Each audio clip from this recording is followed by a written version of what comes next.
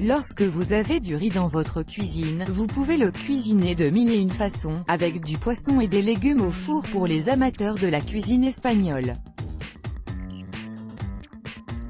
avec du poulet et des oignons pour les amoureux de la gastronomie thaïlandaise, ou tout simplement avec une sauce et des légumes pour ceux qui ne veulent pas se prendre la tête.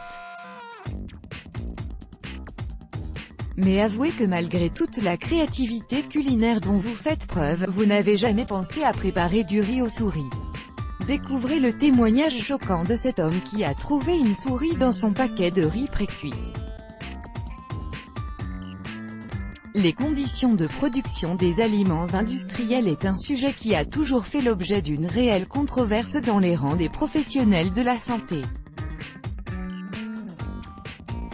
Malgré toutes les affirmations des industriels de l'alimentation qui prétendent que leurs produits font l'objet de contrôles stricts et réguliers, nous continuons à découvrir des choses extrêmement choquantes et dégoûtantes au sujet des aliments en conserve et des plats préparés. Découvrez la mésaventure cauchemardesque de cet homme qui a trouvé une souris dans son paquet de riz précuit.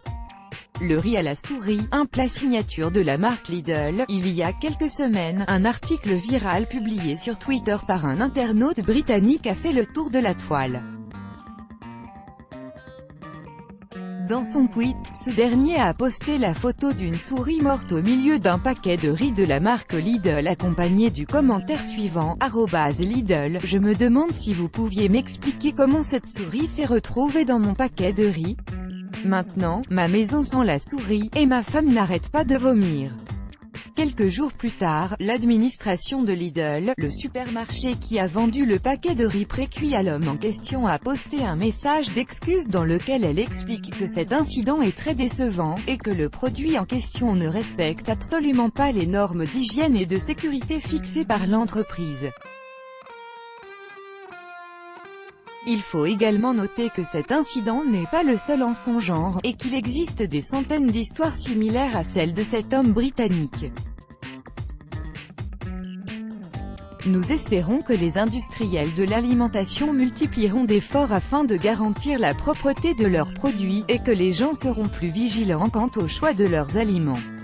Les dangers des aliments industriels, en plus des conditions d'hygiène douteuses de certains industriels de l'alimentation qui laissent à désirer, les aliments industriels et transformés présentent d'énormes dangers pour la santé.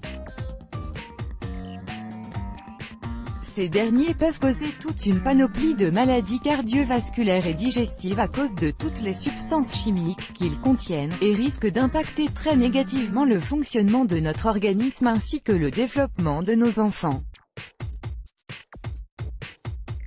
D'où l'importance de privilégier les aliments naturels, frais et bio afin de bénéficier de tous leurs bienfaits sans mettre en péril votre santé.